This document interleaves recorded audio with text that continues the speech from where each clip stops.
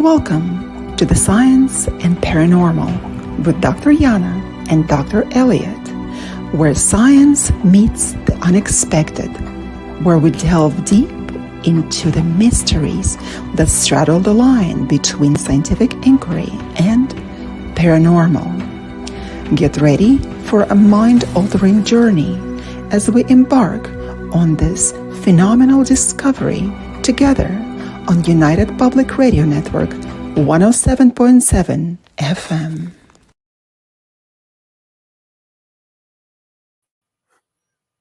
All right. Welcome back to another episode of Science and the Paranormal with Dr. Elliott, Dr. Yana, a very special guest here tonight. But first, I'll let Dr. Yana do our typical intro.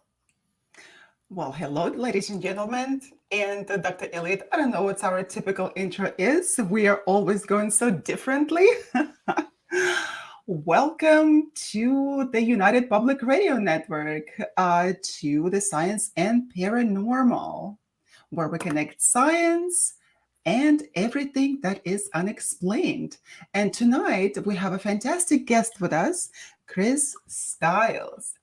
All I heard about him, he is so enigmatic, such an enigmatic persona, and we will discover a lot about him and what he does today. Yeah, Chris has always had a great reputation at any event I've been at. A lot of people, love listening to Chris's stories. He's an active UFO researcher for those listeners out there that haven't heard of Chris yet. Who investigates select classic and even current UFO incidents all throughout Atlantic Canada. He holds a blended view of the UFO phenomena that allows room for both the extraterrestrial hypotheses and a significant psychological component. He's certainly best known for his work on the 1967 Shag Harbour UFO incident here in Nova Scotia, Canada's Roswell, that they call it, because it was, for all intents and purposes, an unidentified flying object that crashed off the coast of Shag Harbour and remains unidentified to this day. He's also presented at several MUFON symposium all across Canada and the United States. And last year, he actually presented at the 2023 Halifax Paranormal Symposium. So very excited to welcome Chris to our show. Yeah, it's a pleasure to be here again, Elliott, with you. Yes, and the last thing, book, which was kind of dispelled a bit of a myth about the Shag Harbour story. So why don't you kind of tell us about the Shag Harbour UFO crash for any listeners out there that haven't heard about it, and then lead us into what we always thought was the second part of Shag Harbour, the Shelburne, but it turns out two different files. X-Files. X-Files, yeah, that's right. in fact, some of the documentation are, as you know, Elliott, official RCMP X-Files, with that designation. But let's go back to 1967. Let's roll it back. A very different time. Canada's centennial year. Shag Harbour, Nova Scotia is a tiny fishing village on the southwestern coast and, faces out into the Gulf of Maine. And if you were outside on the night of October the 4th, 1967, and looked up, first of all, the moon had set. It was a very clear sky. You could see the faintest stars without binoculars, and perfect viewing conditions, which is pretty rare in Nova Scotia, actually. But if you looked up, what you would have seen is a set of flashing lights that first flew in an easterly direction. And they flash an unusual pattern that's not seen in commercial air traffic, where the four lights would go in sequence 1, 2, 3, 4, and then they'd all flash again. The object ended up over what's known as the Sound locally, which is Shag Harbour itself, hovered there for about 5 minutes, tilted to a 45-degree angle, descended rapidly to the water surface, and struck. Some claim to have seen a flash or heard the sound of an explosion, but many didn't. Most people lost sight of the descending craft behind the tree line. It was 11:20 at night, like I say, a moonless night, and people who were out driving around would have seen this. Right away, 7 people called the nearby RCMP detachment in Barrington Passage and reported simply that they'd seen lights or that perhaps an aircraft had crashed. No one reported a UFO. It would be the authorities that first applied that label to it in the days afterwards. Um, a crowd developed with dozens of people beside the Moss plant, a fish processing plant by the shore. And interestingly, of those 7 people that called that were amongst the crowd, one of them actually who had seen the UFO in both the air and on the surface of the water was one of the RCMP officers, Constable Ron Pond. The other 2 were in the nearby detachment, and they made their way there. When they got on scene, everybody could still see the UFO on the water, but it no longer appeared as a set of 4 flashing lights, but just simply as a pale dome of yellow light. And one of the officers looked at the object with his binoculars, and as it was moving toward open sea, it passed in front of a well known fixed buoy called the Budget Buoy, which stands 8 feet out of the water, and it completely blocked the view of the Budget Buoy. So, gives some sense of the vertical relief. All estimates by witnesses were very consistent, and they described an object that was at least 60 feet in diameter. And the word diameter is used, and we now know the person, one of the few that saw more than the lights, which was the lightkeeper's wife, was a manned lighthouse in those days on Bon Partage Island. And she was in her living room knitting and looked out the window, and the object was actually coming toward her and struck the water. And as it entered and the lights on it reflected back upon it, she could see that it was a plastic saucer. Anyway, the result was that the RCMP responded. They commandeered 2 local boats. The object either disappeared or submerged before they could reach it. It did leave a strange trail of yellow foam, half a mile on the surface. They searched until 3 a.m. Remember, it happened near 11:20 p.m. that night. The search resumed at first light. Their reports were passed on to Canadian Forces headquarters in Ottawa, and eventually an underwater search was ordered. Um, After 5 days of searching and the weekend, a press release was put out, and they said, look, something went in the water. We knew there was no missing or downed aircraft. We don't know what it was. It was just one of those things. But there was no cover story as such, and it achieved headline status in the Halifax Chronicle Herald, which back in the day, and some would say even now, is Canada's most conservative broadsheet, not the kind of paper that has UFO stories. That's what would have happened that night and in the days immediately afterwards. Eventually, it slipped from the public's mind. People left, and as I often like to say, made a sandwich, wondered how they're going to pay the power bill, forgot about UFO, went home. That's what usually happens.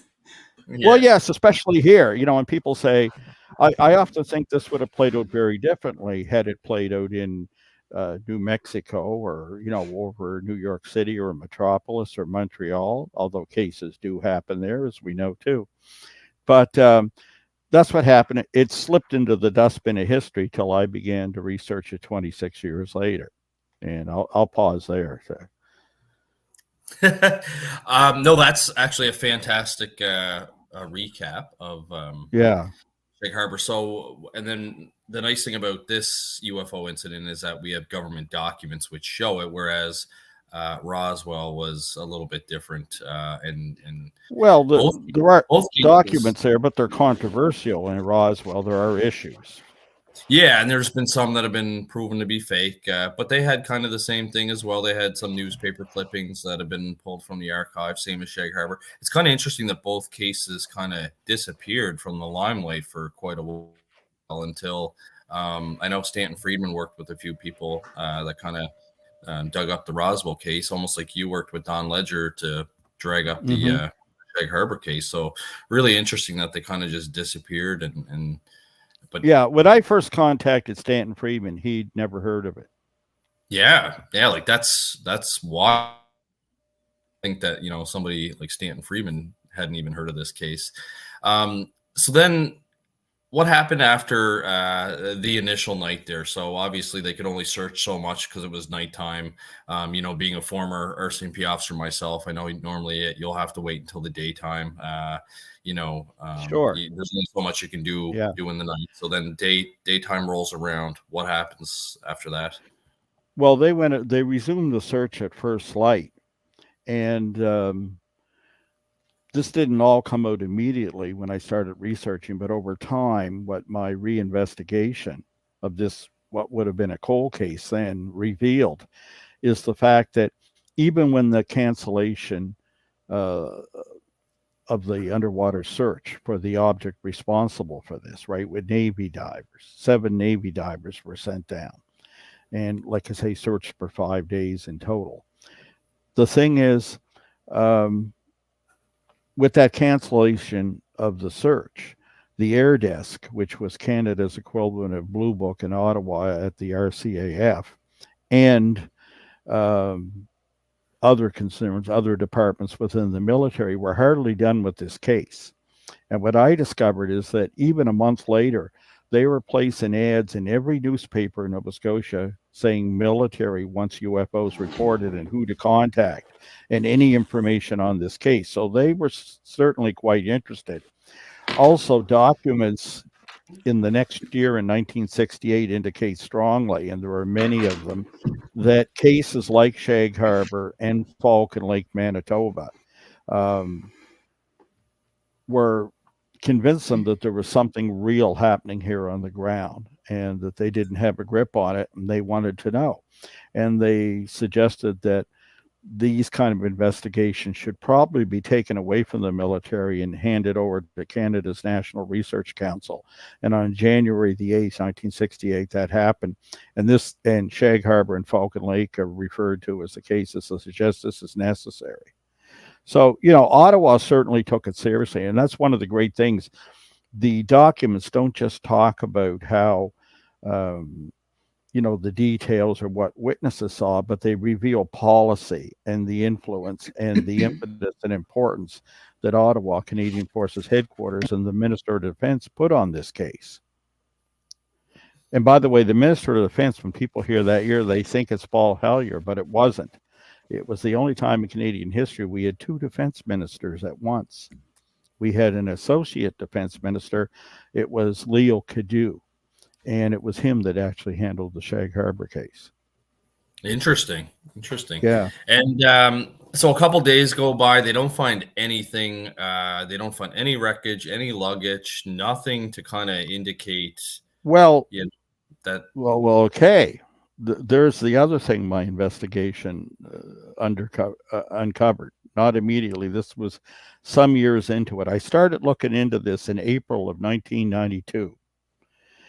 But sometime later, what I discovered was that the lightkeeper on the island, Bon Partage, the late Irvin Banks, who was woken up by his wife, who had earlier described, looking out the window, seeing the saucer come toward her and hit the water. He claimed that the next morning when he went out after first light, like that night, they called him up, the Coast Guard, and asked him to do a patrol. He found nothing at the time. But the next morning, he claimed to find an unusual cylinder, an artifact on the island that they describe as having wires, perhaps fiber optics, and a very strange odor and an odd looking and odd writing on it. And it was recovered. And he followed the orders from the Coast Guard, and what they did was turn the object over to the U.S. Navy, which wasn't what was supposed to happen, because I know you're aware of also what's in things like the Space Object Contingency Plan, of which the RCMP and Canadian Armed Forces adhere to. And since we were in Canadian territory there, this was supposed to be turned over to the Canadian Armed Forces. But the Coast Guard decided to package this thing up and hand it over to U.S. Navy personnel. And in fact, years later, we actually found a geodesic marker that the U.S. Navy seems to have left on the island, at the point where he'd found the artifact when we went looking. So very interesting, very suspicious. So officially, no, they found nothing, but the one guy who did find something did not turn it over to RCMP or Canadian Armed Forces. That's the late Irvin Banks. There is a documentary we did called UFO Files, Canada's Roswell, that was done for the U.S. History Network, and in that, Irving is on camera making that claim and describes, and they show a mock-up of what he recovered. I can tell you that once we located the wife, it was years later, his ex-wife. She confirmed the story, and his adult children have, that this was, the wife wouldn't let him bring it into the house. She was quite upset because the night she woke him up and said, something's crashed, an airplane or something has just crashed in the harbor. You got to get out there.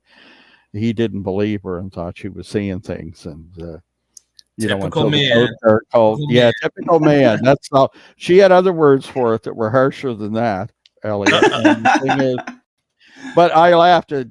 She said, "Oh, he did find something." And when we finally arranged this interview, which was very difficult to do, she was living out of province and had just returned. Her second husband had just passed from cancer. It was and this was during the time of COVID. It was all those years later. And when she described how she'd seen it, it answered a lot of questions. But then before I could ask the question about the artifact or the claim of artifact from Irvin Banks, she said, we found something the next morning, and that SOB brought it. He wanted to bring it in the house. He goes, I guess I'm sorry, I shouldn't have. And she wouldn't even let him bring it in the house. She never even looked at it, but all her children had seen it. But he told that, made the claim.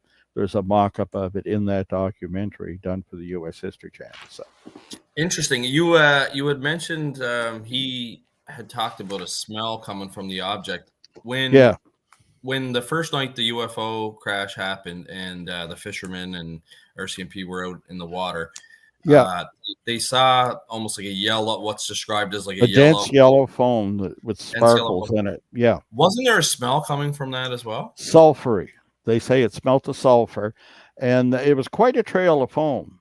It's they describe it as being a few boat lengths across. Some said 80 feet in width and a half mile in length, implying that when this thing hit, it skidded across the surface of the water, and that of course just ties right in with what you see. Unfortunately, all the people that called in, the 7 witnesses that reported to RCMP, they were in cars. They lost sight of it as it went below the tree line. They were racing, figuring, oh my God, it's going to hit the harbor, but they lost sight of it. But again, Mrs. Irvin Banks, as she was at the time, now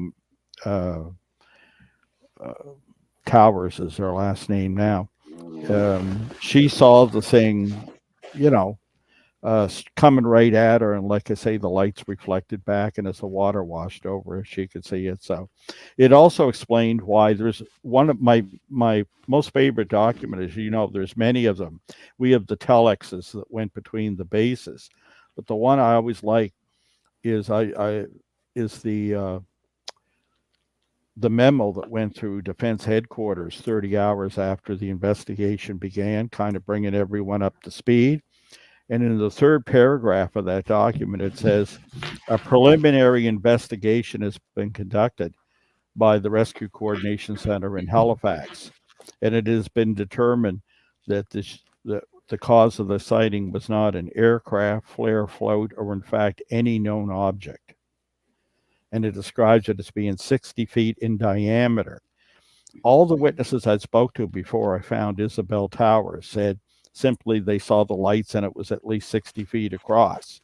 And I kept saying, where did the diameter come from? Where did the confirmation? It was so gratifying years later to find her and describe how she seen that, and it was round. Although Constable Ron Pond saw it block out the star field and look round, he originally seen it on Cape Sable Island on highway patrol.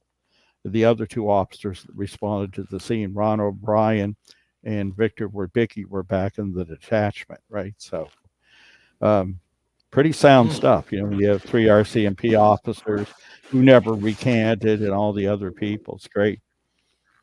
Well, this is so interesting because looks like there was a cover-up. And so, Chris, you're saying that the matters were given to the Americans.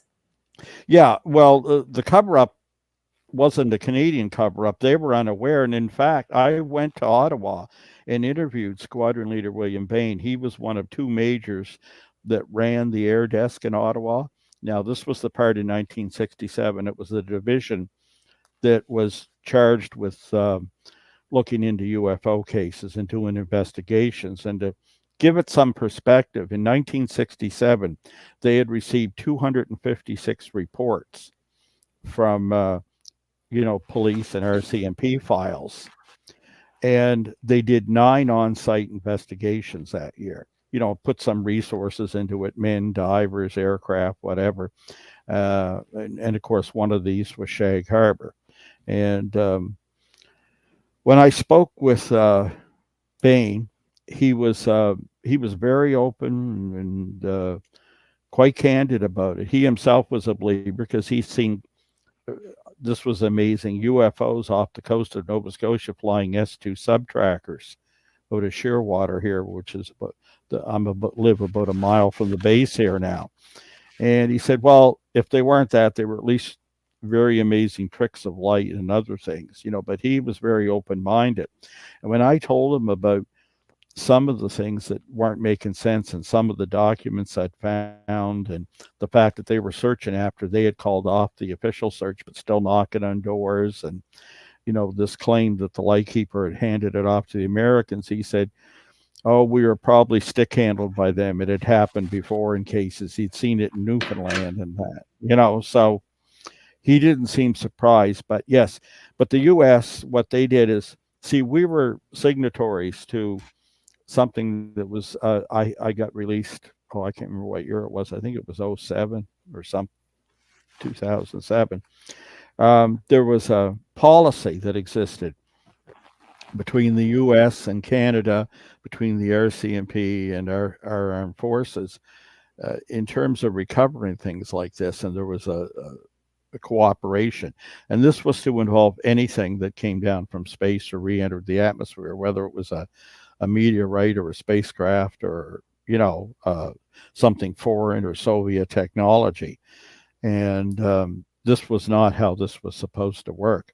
But part of this is the fact, not trying to cut anybody too much slack here, but the Coast Guard, they weren't actually signatories to this. And that life-keeping service of them looking after these lighthouses and that, it had only happened recently, back in 67.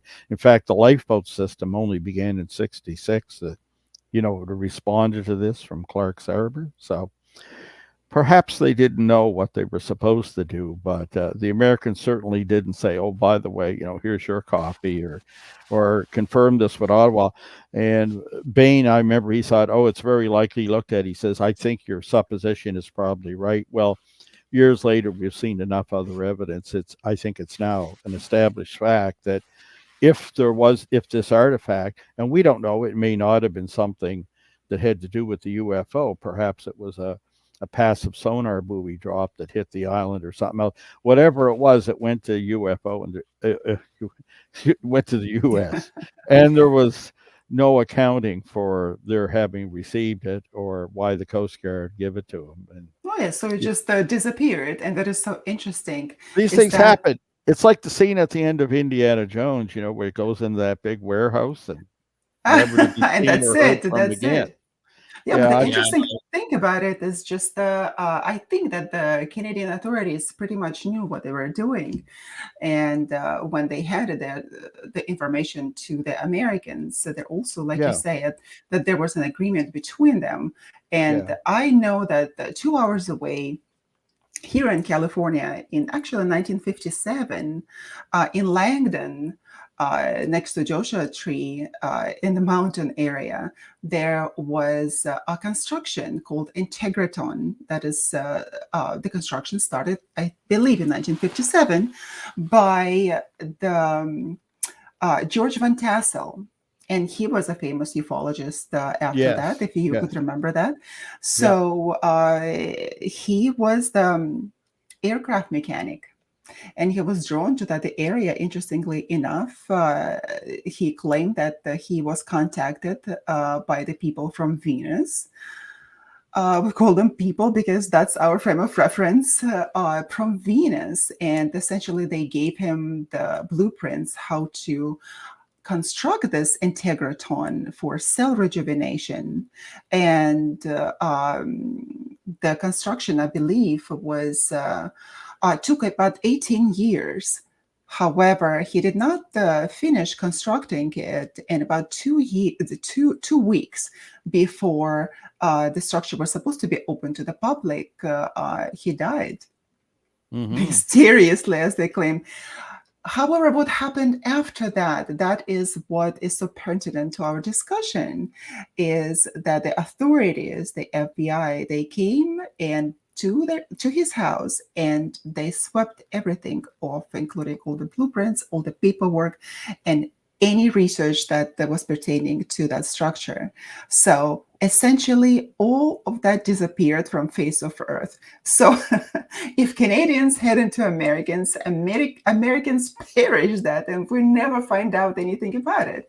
So what do you think about it? That was kind of happened almost at the same time, very similarly. Well, yeah, I mean, that happens quite a bit. And it usually, if you go deep enough and you're lucky enough to get enough of the data and the eyewitness testimony, it tends to be an element in virtually almost all these cases, right? And in fact, Shag Harbour since 2022 has led to an earlier case that I always thought existed, and I alone kept looking for that and finding the evidence of it. I kept hearing stories from Canadian Navy personnel whenever they would talk or try to help me with Shag Harbour. And this was everything from divers who had been part of a mission there to admirals of the fleet who would say to me, well, gee, Chris, you know about Shelburne, don't you? And I was like, Shelburne.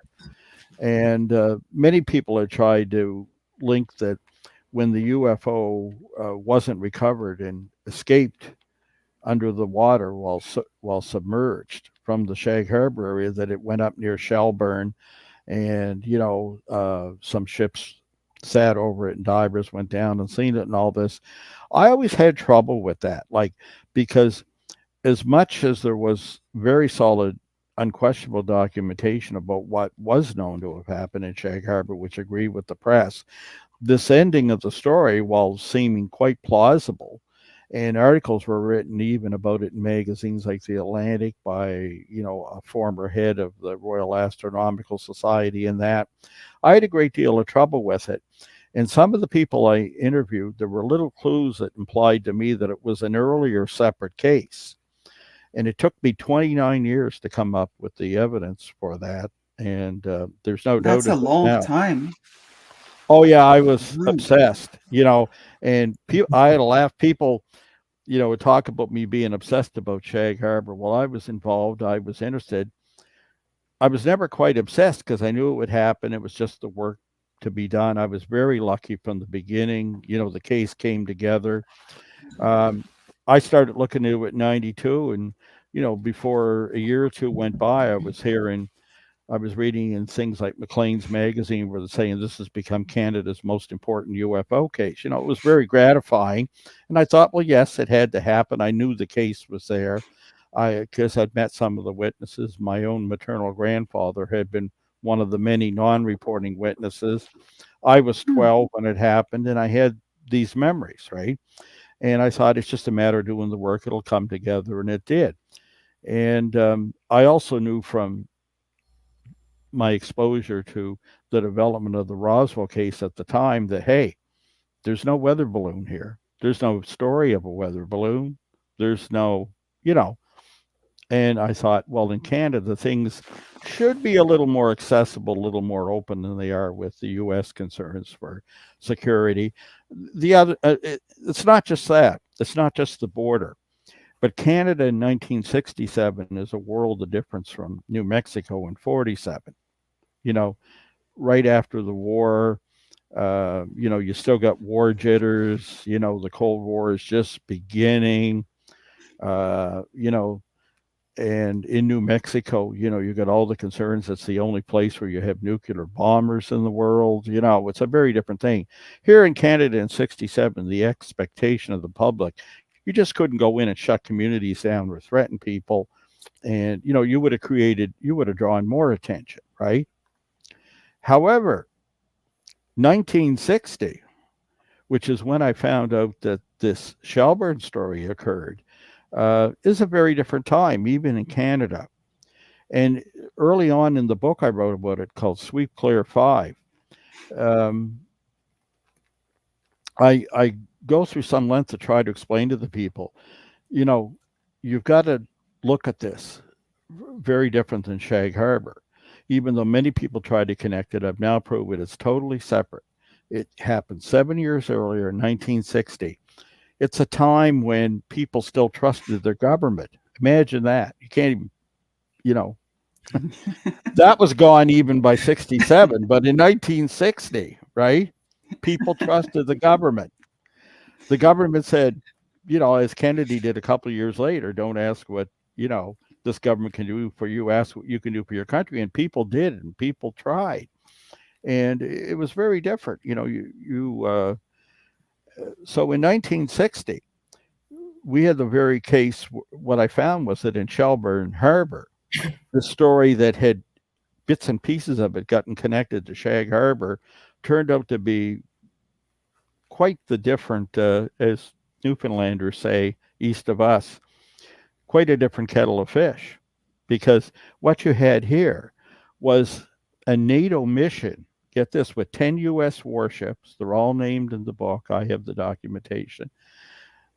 8 Canadian vessels. And they were down in a NATO mission doing a minesweeping exercise in Shelburne Harbor, Nova Scotia. And while the divers were down checking sonar returns and some dummy mines that weren't behaving as they should, they go down. There's 2 USOs on the bottom with live aliens in the water. The men see it. They claim to have filmed it. They come up and manage to convince the brass on the ship that this is indeed happening. And something that, according to,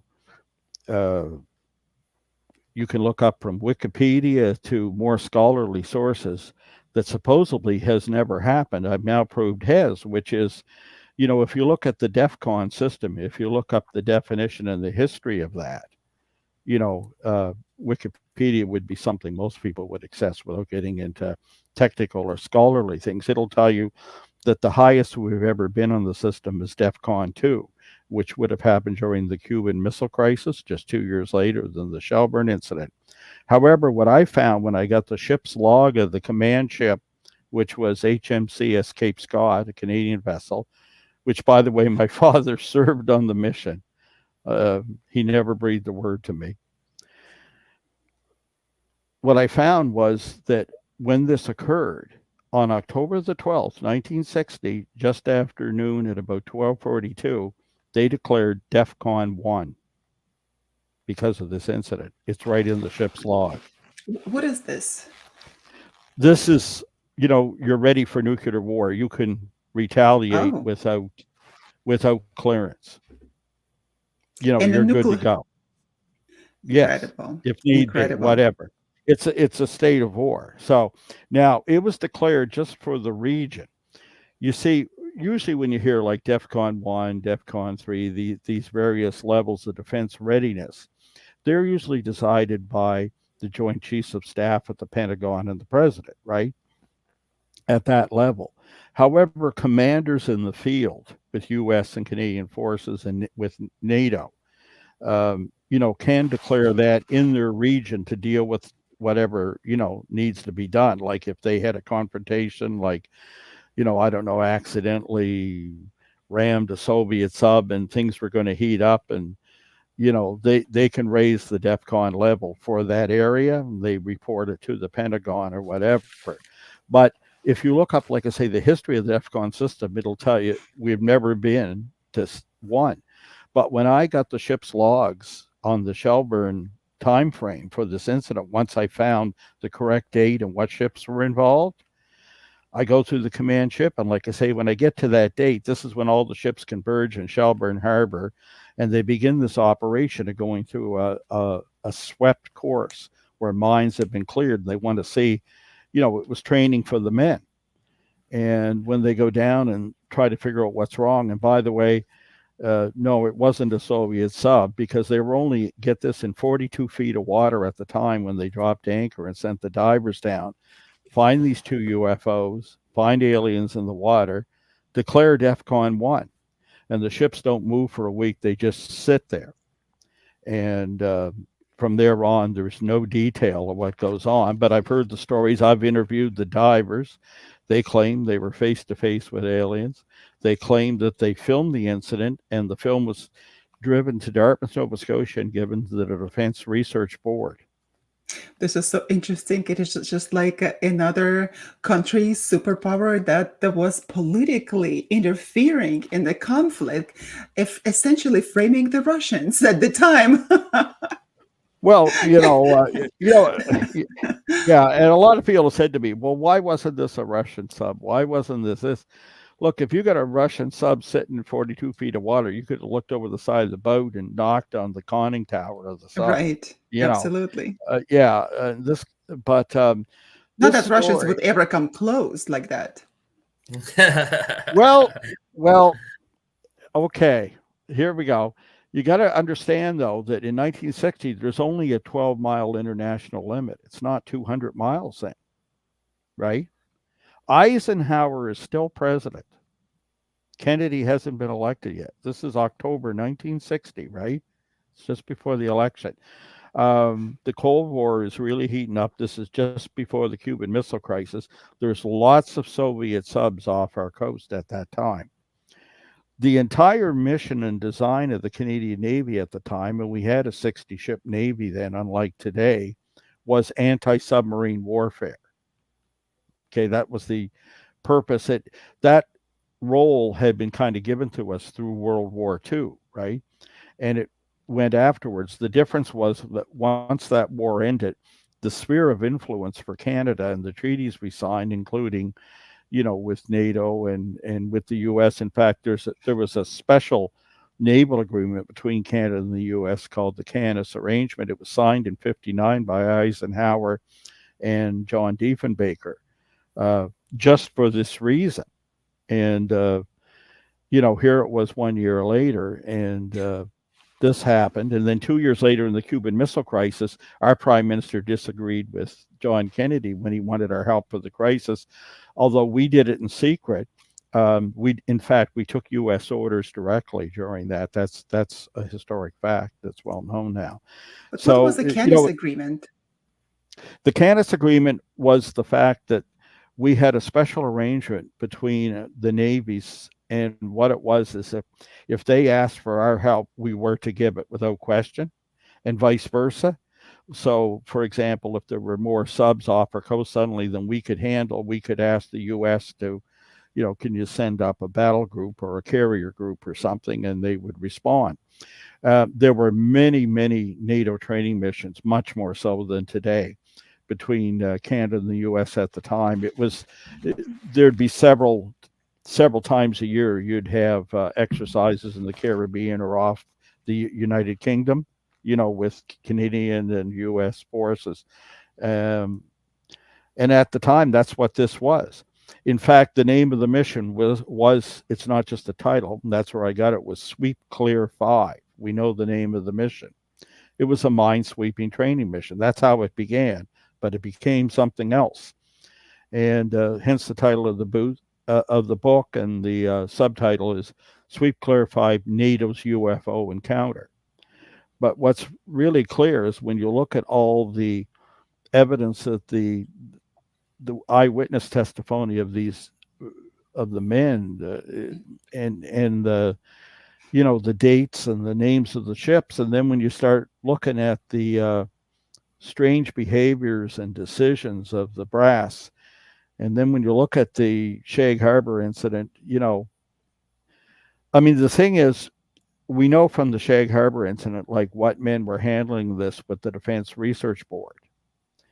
And when I talked to these fellas, they knew and they named who they handed the film to. Like, this was very detailed, and a lot of this is in the book. I mean, when I first asked them, well,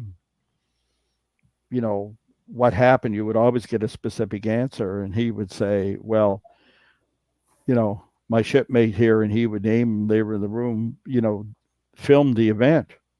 We handed. And when we came up, they put us on an Army deuce and a half called Old Sid. We drove it to Dartmouth, handed it. He would name the scientist he handed to. And I had already, had a chapter about him and another book about the Shag Harbour, and said, they knew the name of who it was. Like, the details were quite hard. But I never expected at the time, strangely, the men said, look, the things really hit the fan when this happened, when they talk about going to DEFCON 1, but when when I first heard the story in 92 and had it sort of mixed into the Shag Harbour incident, nobody said we went to DEFCON 1. They're just saying, oh man, all hell broke loose. You know what I mean? They handed us firearms. Everybody was up, alarms sounded, the ships, there was panic. Nobody said, and the men who were down there, the ship hands and the divers, they probably didn't know this. This would have been at the level, just in the bridge, with the captain, and again, with our U.S. Counterparts that were on the scene, and eventually probably to the Pentagon. But the thing is, when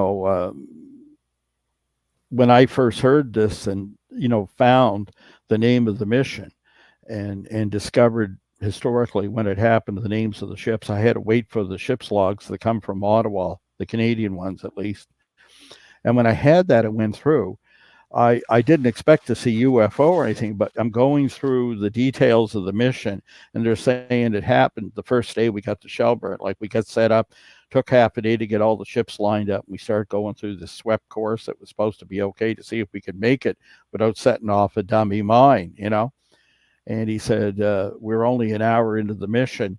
Now, the divers who told me this story in 1992, get this, 1993, I was a year into Shag Harbour investigating the case when I ran into someone who had actually been on the mission.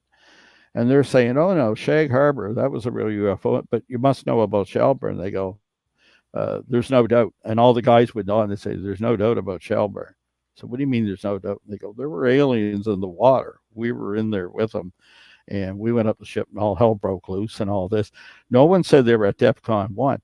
So when I finally got the ship's log for HMCS Cape Scott, I see, the ships coming down from Halifax, all the course corrections and changes where they meet up with the U.S. ships. They get all lined up, and it says entered swept course, and it gives the time. So I start going through all the details, and since the command ship is running 18 ships, there's all kinds of orders and bearings, and you're going through all this minutia of naval orders. And when I get down the list, I'm looking for excitement, for something hitting the fan, whatever you want to call it. And when I get down at 60 minutes, there's nothing, and I'm going through and drinking a cup of coffee. Of course, when they told me the story, remember, it's already years old, 63 years old. And at the time, it was already like 30 years old or so. So you give them this, 60 minutes, I see nothing remarkable. When I get to the 90-minute mark, that's when I see this, they drop anchor, men to the ship, action stations, right? And an order comes down from Halifax, assume DEFCON 1. So that thing that supposedly has never happened. That is incredible. Assume DEFCON 1. It's right in the ship's log. I showed that in the. I was just going to say, it's interesting. The Navy personnel told you that they find the Shelburne case more fascinating because, they claim that some of the personnel saw the extraterrestrials, whereas the Shag Harbour one, nobody that you've come across yet anyways has said that they've seen a disc or aliens or anything like that with Shag Harbour. Yeah, very, very interesting. No, the closest we come to that actually is at 33,000 feet. the night before, that airliner that had a near collision, Pan Am Flight 160 over the Gulf of Maine, where the flight engineer, Michael Littlepage, told me that they were only about half a mile away from the thing in front of them, paced them, and it dropped in front of the nose of the jetliner. And when he cupped his eyes to the windscreen and they shut off the cabin lights, he realized that those lights that they thought were external were not external. They were windows, and he was looking into the craft, but he never said he saw a being or any kind of entity. Wow, that's really cool. Yeah, that's a cool. That's the closest, but again, you're right. That stopped short. Whereas in Shelburne, but the thing is, the public never knew about Shelburne. It all happened underwater in Shelburne Harbor. And when I say Shelburne Harbor, we're at the mouth of the harbor. It's 10 miles out from the town. That harbor is a backup harbor for Halifax in an emergency. Like it's, most people, if you didn't know and were familiar with the area and you sailed in there, you'd probably think you were in a river or something. The town is way in from whatever. So nobody witnessed any of that. Yeah. Sometimes when they do exercises too, they obviously like alert like local authorities and things like that. So word would have been getting around that there was a NATO exercise, but nobody would have been paying any sort of attention to it.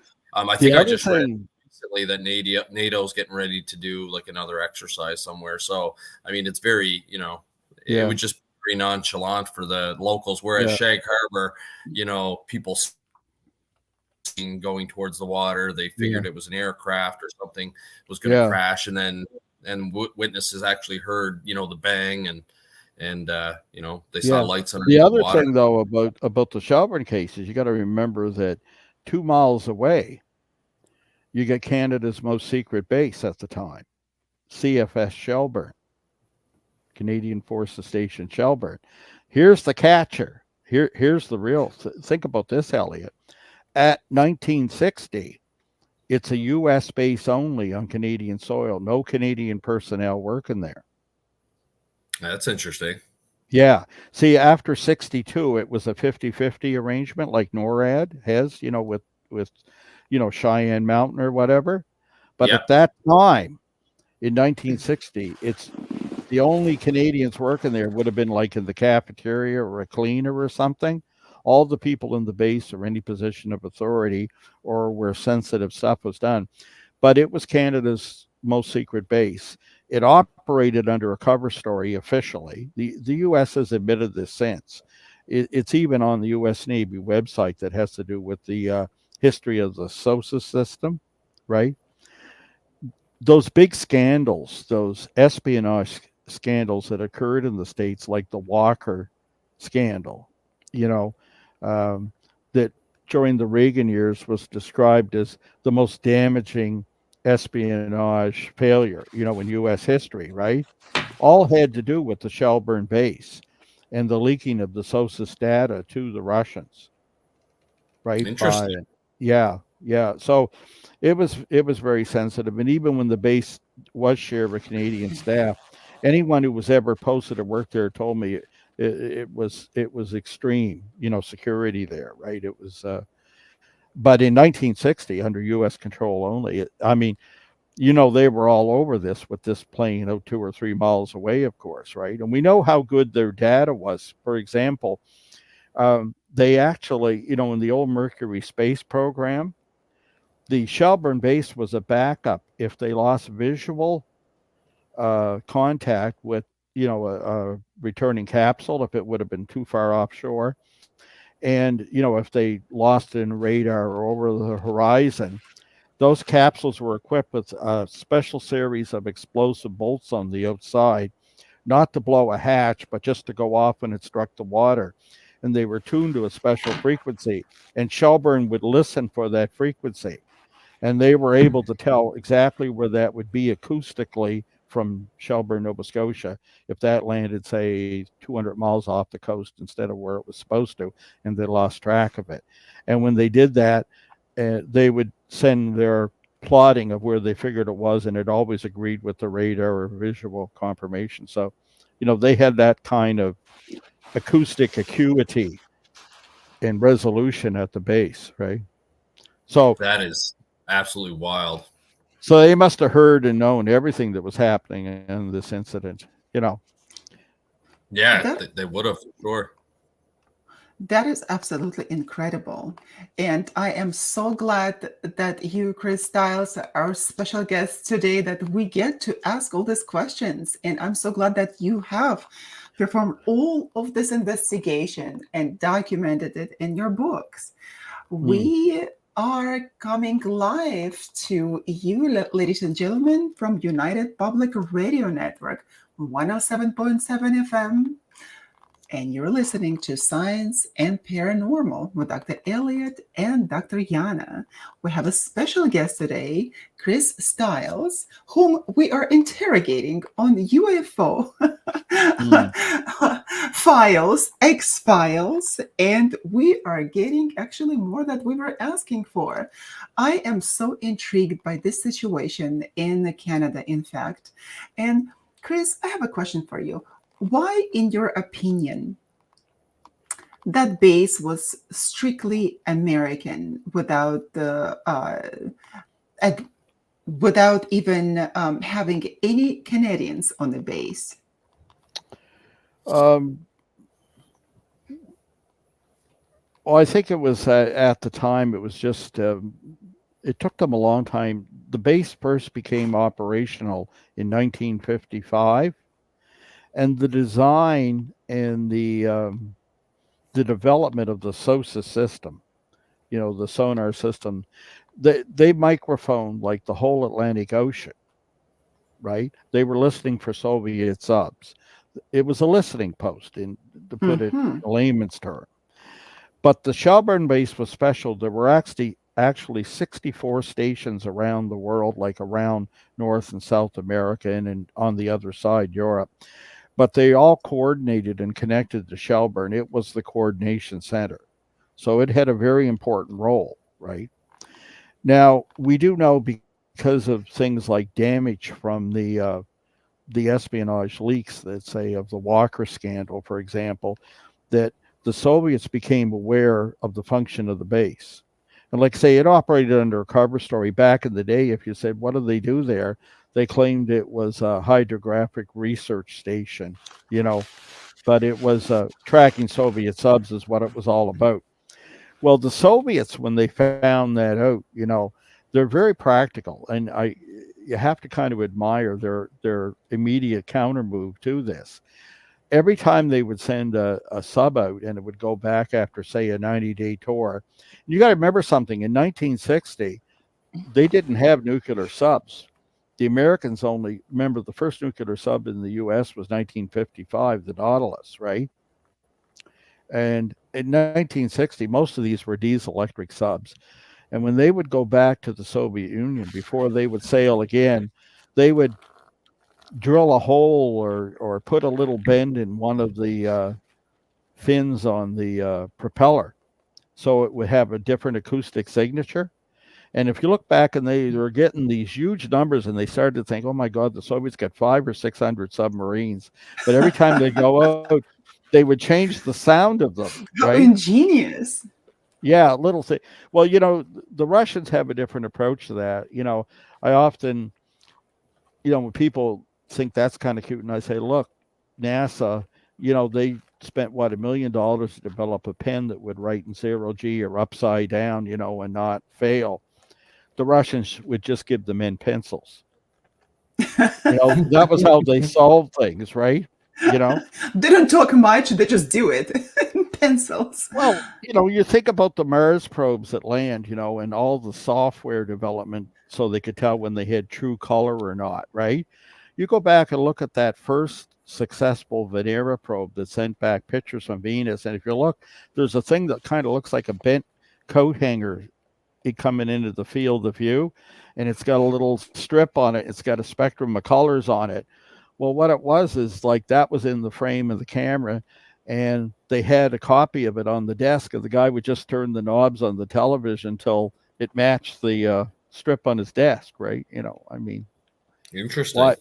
Yeah, this is how they, it's a very straightforward, very practical. You think about World War II, the Soviet approach to that they found in the field during things like the Battle of Stalingrad that, when they would lose soldiers, they found that if they drag them and bury them for so long in the snow to prevent decay of the corpse, that the blood would eventually still be good but lose its clotting factor, and then you could give it to anybody without typing it.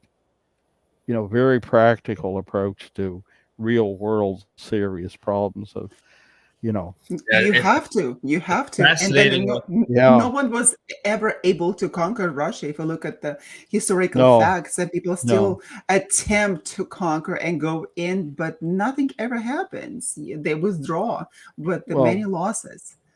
Well, you know, like, you got to beat the winter. You got to beat the size. It's unbeatable. The size of the nation, right? It's like the War of 1812. Often here, you know, the U.S. would send troops up to attack a community here in Canada, but they would freeze to death looking for it and not find it. You know, get lost. You know, I mean, it's the same concept. You know, the country in the winter would beat you. You know what I mean? Like, you know, at that time, I mean, even now, by world standards, our population is pretty sparse, you know. But certainly back in the early 1800s, like, can you imagine trudging through the woods in Ontario looking for York, as it was known then? I think, you know, Canada just hit 40 million, I think. So the state of California has more people than our entire country. Yeah. I mean, you look at cities, if you include the suburbs like Tokyo or Mexico City, it's almost that in one city. Yeah. It's pretty wild. Now, you've got another interesting UFO story that I've heard you tell a couple times, but Dr. Yana probably hasn't heard this one.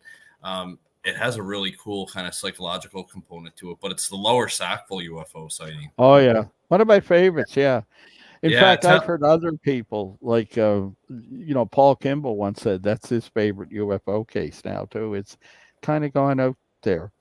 Got a question before you tell that story. It's Bo Chason says that, Chris, have you ever heard any rumors or anything that Canada has a military base similar to Area 51? Or what would be kind of Canada's Area 51, if you've heard? The closest to that would be the Suffield Experimental Air Station. The Suffield Experimental Air Station. Yep. And that's out in Alberta. That makes sense. I'll have to ask my brother-in-law about that. He was air traffic. It's a huge piece of land. You may remember that the Americans, I believe they were using that, remember, to test the first cruise missiles. They were, with no warhead. Remember that? And there was some controversy about our letting them use it, to, test the effectiveness of them following. Yeah. But there's been a number of reports there, including landings. In fact, when I talked about those 9 cases in 1967, the 2 best known ones would be Shag Harbour and Falcon Lake. But one of the other ones was a landing case that happened at the Suffield Experimental Air Station that was thought to be a UFO. Yeah, it's one of these things that isn't very well known, but that would be Canada's equivalent. It's not a place where they're developing high-tech aircraft, but it's a place where it's often been tested, including, like I say, cruise missiles for the U.S., right? Closest we get here, it's, That's very cool. I see that they've done some testing there, too, with TNT to kind of assess the effects of as well. Yeah. Believe it or not, one of the things I found that's interesting, too, and I'm not going to forget about Lower Sackville, but the Halifax explosion was examined by the Manhattan Project to try to figure out, and what they looked at data from that, because it was thought that when that explosion occurred in the Narrows, that the yield was higher than it should have been and the damage it did. And they thought that if they looked at the depth from where the explosion occurred on the surface to the bottom of the Narrows in our harbor, that it would give them a good idea of how high an air burst should be when they dropped those first nukes in Japan to end the war. And so that was examined. And Interesting. Yeah. Very cool. Yeah, a lot of connection. Lower Sackville. Tell us about Lower Sackville. This case is Very, very So fascinating. what's Elliott going on about, forcing me to do here? It's a very interesting story, and I think it has a lesson for all UFO researchers. It's part of why there were so many reasons I like this case. Anyway, it starts with me in Stanton Friedman's basement in Fredericton, and he loans me a box of reports. He said, "Here, there might be something in there in Shag Harbour." This is in the early days of the investigation. And I take this box home. He said, "Next time you see me, you run into me somewhere, you can give it back." So I'll go through all this, and I found a number of things. But one of the things I found was this neat little one-page RCMP report about a UFO sighting in Lower Sackville, Nova Scotia. Lower Sackville is kind of a bedroom community to Halifax, Dartmouth, the metropolitan area. Now it's more or less part of, the city in a larger sense than that, but that's how it would have been thought of then, I guess. Anyway, it goes back to, we're talking the 70s, I believe it's 1976. And again, October, good time here, probably because the skies are clearer in Nova Scotia then. But it's very interesting. The case begins with a Mrs. Percy Webster. One of the great things about this report was before the Privacy Act got beefed up and everybody's name and phone number was still in the actual report when I had them. And this report, when I read it, was kind of fascinating because what it described was this woman near midnight called the nearby RCMP detachment in Bedford, Nova Scotia, which would have been the closest to her, and says, I was hoping you could send someone to my house because there's a UFO over my house and I'm getting concerned. And they dispatch an officer, a constable Ferrand, to the her residence. They knock on the door, and he says, "Yep." In fact, he says, "There is, I believe, 3 UFOs over your house." And she comes out on the front lawn, and as does her son, and they're looking, and the officer gets binoculars from the trunk of his car, and they're looking at it. He does what he can on site. He quizzes her first, and she says, "No, we saw them earlier in the evening, and they were getting a little lower and closer, so I was getting concerned. None of them hear any noise or anything." He gets on the radio and checks with Halifax International Airport, as it was known at the time, and Shearwater, a nearby military base, and both of them are painting nothing on their radar. He stays on the scene for 2 hours, and she makes some coffee, brings it out to the front lawn.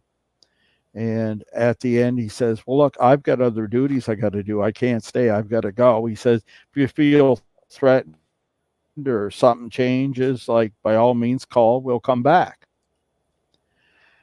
And he leaves, and he writes it up in this one nice, neat little report describing it. He describes the UFOs as 3-sectioned objects, kind of an oblong, almost like a tic-tac thing, but not smooth. There's 3 distinct sections, and the middle part is like a T-strain or a mesh, and you can see into it, and there's a green light moving around.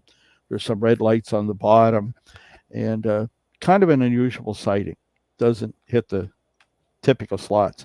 Anyway, he wrote this up, and there it is. Well, when I found this report, I stuck it on the fridge, and I thought, well, someday when I'm out there without any pre-warning, I'll grab this when I got to go to Sackville someday, and I'm just going to go to this woman's house because remember I said the address was there, and phone number, names. That's incredible. So when that happened, I went and I knocked on her door and explained who I was. And she said, "Oh, come on in. I'd love to talk to you." And basically what she told me, she recounted what was in the report. She didn't embellish it or add to it. I asked her if she'd seen anything since. "Oh, we thought we did, but no, I don't think so." She says, "Oh, we were sure of what we seen that night. We were..." And she described, we were there for 2 hours. I made him a coffee and, all this. And I asked her, I said, "Well, at the end of the report, it mentions, your neighbors that were also witnesses. Do they still live in the area? Would they still be your neighbor?" Oh, she said, Chris, that wouldn't do you much good. She says, they wouldn't say anything to you. And I said, well, I'll probably try. And I tend to be pretty complete like that. And she says, well, you got to understand, she says, they belong to some kind of extreme Christian sect or cult or something. She said, I don't think they're likely to say anything. But she said, besides, I think they're away right now on vacation. She goes, we haven't seen them in a few weeks. So I said, okay, well, I'll go try. And she's, well, it's that place right there, right next door. So I went over and knocked on the door, and there was no answer. So I left and went home and stuck this UFO report on my fridge. And every few days I called the number, and there was no answer. After about 3 weeks or so, near the end of that summer, I got an answer, and a man answered the phone. And I said, hello. I said, is this Mr. Robert Bedford? And he said, yes. I said, I told him who I was and why I was looking for him. He said, whoa, buddy, I'm going to stop you right there. He said, we seen a what? I said, a UFO. I said, this is in an RCMP report. I've never seen any such thing, he says. So this wasn't looking too good. And he said, when was this again? And I give him the date. And he says, I don't even think we lived here then. And I can hear him hollering for his wife, saying, dear, when did we move down from Ontario to Nova Scotia? And I hear her coming up the hall. He was on a landline on an old phone in the hallway, right? And I can hear her approaching him saying, who is it? What's up? Oh, some guy. He goes, the Websters next door saw a UFO. And I can hear her saying, dear, that's the night. That was the night, remember? And he covers the phone, and I can't hear anything for, 30 seconds or so. And he comes back on. He goes, yes, I know what you're talking about now. I said, so you did see a UFO? No, he says, I did not. He said, you got to understand, he says, we've just tried to forget this. But he says, you got to understand, we don't much get along with the neighbors. And of course, I had similar warning from Mrs. Webster. And I said, yeah, that's okay. I understand. But he said, I shouldn't have said that about it. And then the gentleman went on to say, I'm a Christian. He said, I'm very serious about my faith, which of course you have to respect. And he said, but I shouldn't have said the things I did, but let me just leave it at that. We don't get along with the neighbors. But he says, I never saw a UFO. I said, so how did your name end up in this RCMP report listing you as a witness? And he says, well, I've tried to forget it, like I told you, he said, but I'm not very proud of this, but me and my wife were hiding under the bed. What? So I said, hiding from what? Well, he says, I don't know what, but he says it was low over the house. He said, and the sound was loud. It was absolutely deafening, and the house was shaking. Now, the RCMP officer and Mrs. Webster and her son on the front lawn hear nothing. They're right next door, like, 20 feet away, and they're terrified and hiding under the bed. The house is shaking, and there's a roaring sound. Then Mr. Bedford, get this, goes on to tell me that he's a naval architect in the Canadian Navy. In fact, ironically, designed some of the buildings at the Shelburne base. And tells me that is ironic. Yes. Yeah, because at that time I didn't have the answers about the case and never asked him about that. Although he talked about the extreme security there and what that was like. And he says, we were under the bed, and, he said, we just wanted it to end. He says, listen, I fly in Sea King helicopters and Labradors all the time. He says, I didn't know what this was, but I knew it was nothing normal, and it was low over the house, and I didn't want to know, and we're just there hoping it would end. I said, well, that still doesn't explain to me how your name ended up in this report. Like, how did this happen? And he says, well, the thing is, he said, that's the funniest part. He said, it's just like you flipped a switch and the sound and the shaking stopped. And when it stopped, He said, I heard a knock at the door. And I went downstairs, he goes, and that was when the RCMP officer was there, a young fella, he said. And he asked if I wanted to step out in the front lawn and see what was over the house. He said, I didn't want to go see. And he said, besides, I could see the neighbors out there looking toward us. So I declined and I never stepped out. He said, so I didn't see anything, but I certainly heard something. But that hearing and his details are completely at odds with the neighbors and the RCMP officer. Yeah, because the neighbors and the RCMP officer never reported any loud sounds. No. In fact, they make a point of saying it was silent, right? Yeah, and two very different perspectives, but so side by side. You have to ask yourself, what was that? What can possibly account for that? And what I think it is, I think it's one of those cases that have often been labeled by some, like by researchers like Jacques Vallée, what I call reality transformations, what he calls that. I would call it more of a reality distorter myself. But the thing is that I think it shows that this could happen because I think something in the phenomena is able to influence witnesses' sensorium directly. It's the same reason why people like, I think like Whitley Strieber have pointed out that sometimes that perhaps during an abduction or one that doesn't quite happen, their only memory they have is of seeing a bunch of deer where they shouldn't or something else, but not seeing aliens. The point is, obviously these people were each telling the truth. They didn't trust or like each other. Nobody was expecting me to come to them with this. It's so pure in that sense. But I think it tells us something about the phenomena. And it's a warning too, when you think about it, because it calls into question all witness testimony then, doesn't it? Because you could be influenced directly by what is responsible for this, or you may not, or partially. And I think it's an incredible insight. It's a cautionary tale, and it tells us just how unprepared we are to deal with this, and it's a whole new challenge. But wow, very exciting. Even from a law enforcement perspective, like, when you interview witnesses, you can expect a few details to be slightly different because that's how somebody perceived what happened. Perhaps they got the color of the vehicle wrong or whatnot. Sure. You've got two different witnesses giving, but like this was such an extreme change, like went from like quiet lights in the sky, that the RCMP officer and the Websters, witness to the other family right next door hearing very loud noises and shaking the house and scaring them to hide underneath the bed. Like you said, what kind of causes that? Dr. Yana, are you familiar with any psychological conditions, on two otherwise, healthy, normal adults, of why they would perceive something so differently?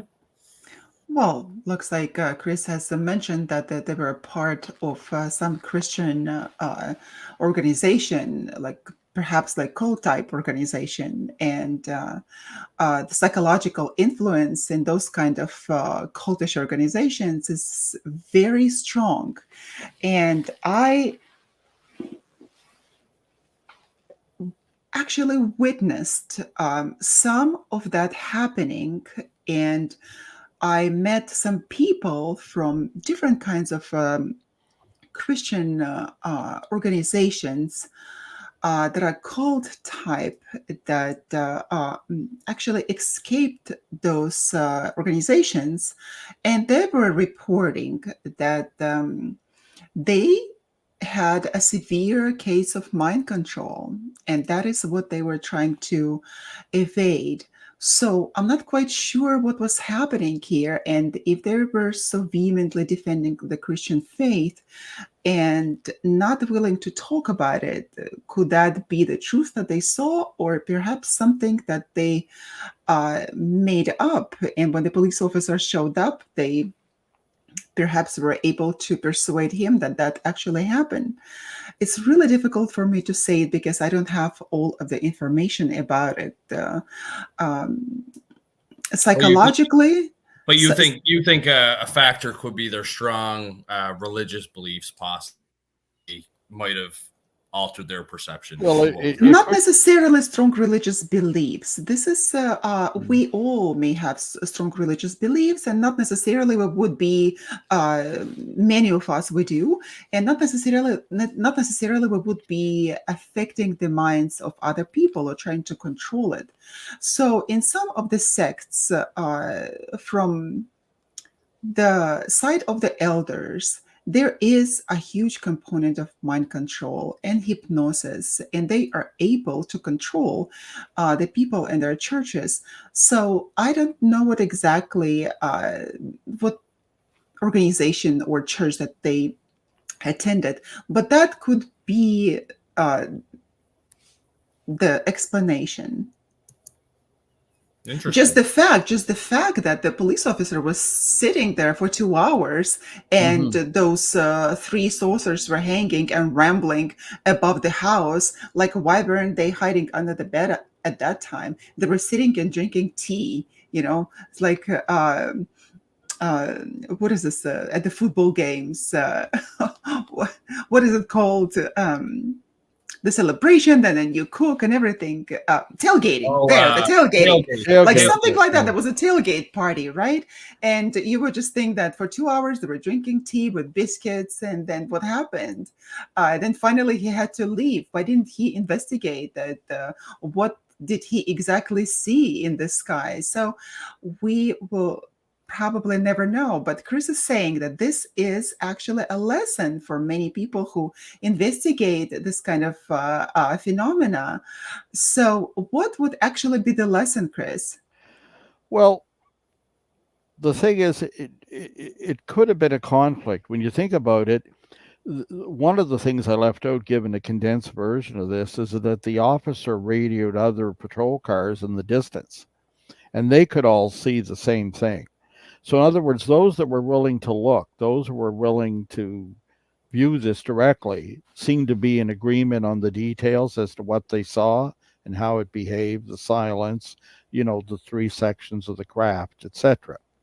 However, perhaps the face of these people, and I don't know what brand of face it was specifically, you're right to point that out, perhaps just by the very nature of being a person of faith, that instantly, when they're confronted with this, is a conflict with the faith. And therefore, it's seen as trauma, right? Because when you talk to the other people, and I've seen this before, in fact, I looked into a similar case in New Jersey, and you had 2 people that witnessed a sighting, an intense sighting, very specific. They stood beside each other and had this sighting together, right? When you talk, they agreed on the details. However, when you ask one person, they described it as transformative and of such a positive thing. And her friend described it as horrible, never wanted to experience it whatsoever, right? I found a third witness to this who was at the distance. This is really cool.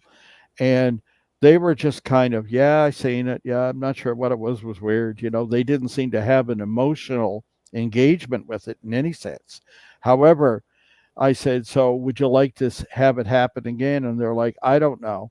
And I said, would you like your children to experience it? No, they said. Then they could make up their mind. But the others had a strong opinion right from the start, one way or the other.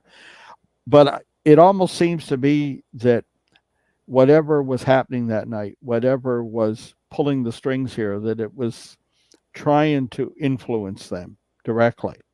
And I think it's also what happens in these cases like Whitley Strieber has described, where perhaps an alien or some entity erects a screen memory on top of the real event to hide it or to call out or whatever. It could be for different purposes. Their purposes would be their own. It reminds me in a slight way like that opening sequence in the famous Spielberg movie, Close Encounters of the Third Kind, where you see the gentleman in the desert leaning back that has the sunburn, that speaks Spanish. And, when they ask him what he's seen, and, the translation comes out as, he said the sun came out last night. He said it sang to him. It could be like that. And I think for those who are open, I think there tends to be a consistent message. It tends to be positive. And for those who aren't or in conflict, well, it can be a rough go. But everybody's different. It was like the sighting I had in Cape Sable, back in 2018, where there was 60 other people there that day witnessing it. Some people reacted strongly, some reacted with fear, some looked at it and shrugged like, don't know what that is, and walked away. We're all individuals, but maybe sometimes it does try to change your mind too. I don't know. If there are aliens in that sense, if there are entities in whatever sense, be it extraterrestrial, extra-dimensional, or extratemporal, their purposes are their own. I don't profess to know. Those are for greater minds than mine. I just like to find the data and drag the stuff into the light of day before it goes into the dustbin of history. That's my mission. Yeah, and we're so grateful to you for doing that work. Yeah, for sure. It's always fascinating what you uncover. In other kind of ufology news there, I saw recently that they finally announced that the alien bodies that had come from Peru turned out not to be aliens. Turned out to be bones and dolls, apparently, from that were kind of seized by customs in Peru and then somehow went missing and ended up in the Mexican Congress. And then the other kind of UFO thing that's popped up there is the jellyfish UFO video that's been kind of circulating around there. I think one of the UFO documentary film guys has that had that video sent to him. What's your take on that UFO? It looked a little bit different than our typical we have reported to us. I don't think I've seen that one, Elliott. I'm kind of a digital hermit. I'm sorry to say. You are. I am. Whatsoever. I know. It's great. I like knocking on doors and pressing the flesh and getting out there, or sitting on the hill, or going through mountains of paper and old file cabinets, whatever. However, I've seen, photos similar to that. And believe it or not, surprisingly, I think there was something to the work years ago of somebody whose work has been largely forgotten, Trevor Constable, New Zealand, he's deceased now, UFO researcher, who wrote books about, he thought that some UFOs were living creatures themselves, that may be extraterrestrial, but some of them may actually live 50 miles above the earth, below, above where aircraft typically fly, but below where you could have a secure, stable orbit, right, and avoid detection. And he thought only when there was a purpose, or when they were injured or something, did they come down near the earth and interact or become visible even. And he took lots of photographs using traditional ultraviolet sensitive scientific film, and he had some results, and some of that stuff did look like a jellyfish, and some of it had enough detail that it was interesting and seemed to have some validity, and some not, I think. But I think that work had been overlooked. I can tell you that there was a belief amongst some of the DRB people, Defense Research Board here in Canada, and certainly some of the naval brass that I spoke with, that thought this was the case, and that they had seen and at sea encountered these things that came down from 50 miles up, that were in fact would be interpreted by most as a traditional UFO, but in fact were in themselves a living entity. That's interesting. And he was for the government too. He was U.S. Merchant Marine, I see. Yes, Trevor Constable. And and interestingly, some of these spherical or some of the UFOs, not the Tic Tac, but the ones that are reported, You notice the Tic Tac ones are always reported in the Pacific. In the Atlantic, you're more getting these cube within a sphere thing. Well, I was just going to ask you about that. Yes. Remember, a long time ago, you drew out what the Sable Island UFO had looked like, and it Cape was Sable. Or Cape Sable, yeah, sorry. Yeah. The Cape Sable UFO sighting where it was like the square with like the sphere. That's right. Yeah. And now I've since heard other UFO sightings where people have described that same shape. That's right. And the more I've looked at that and doing, some manipulation with the images and looking in, using various filters and techniques, trying to get a better idea of what was going on inside. And perhaps the best look I had, unfortunately, was with my own eyes through binoculars on the last reappearance. At that point, we couldn't use anything digital. It refused to work. But when you looked in the corner, like, there were all kinds of things inside. Something almost looked like eggs down in the corner of it, and something looked like a Mobius strip in the middle. It was very unusual, but it almost implied, some biological construction. You know what I mean? But who knows? We have a question here from Christian Bahumi. He is asking, Chris, in your opinion, is it showing? It's showing. Yep, okay. It's up.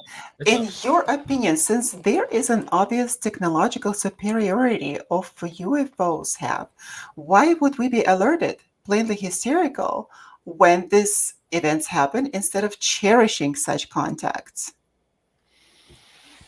Well,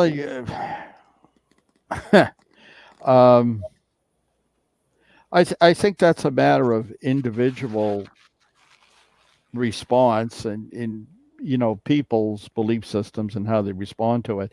Like I say, I was lucky enough in 2018.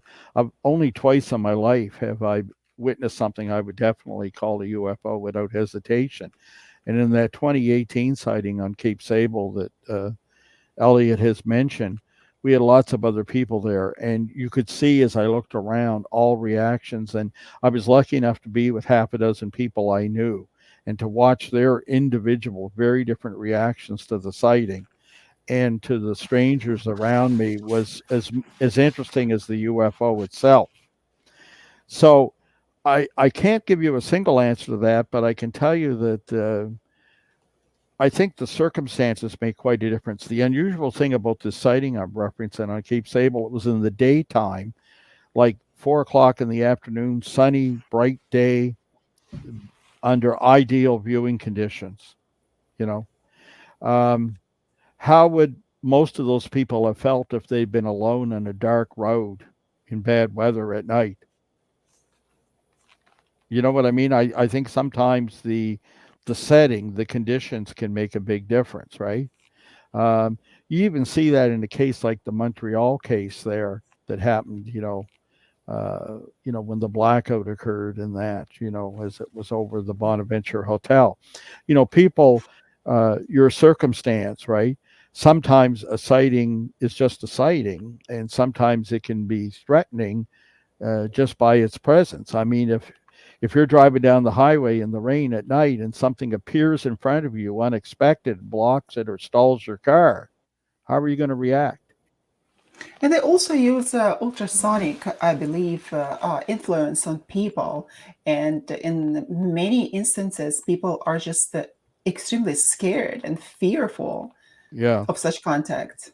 Well, I mean, and I've also am amazed that when you see people who, you think that their training and their professional background would prepare them for such a thing.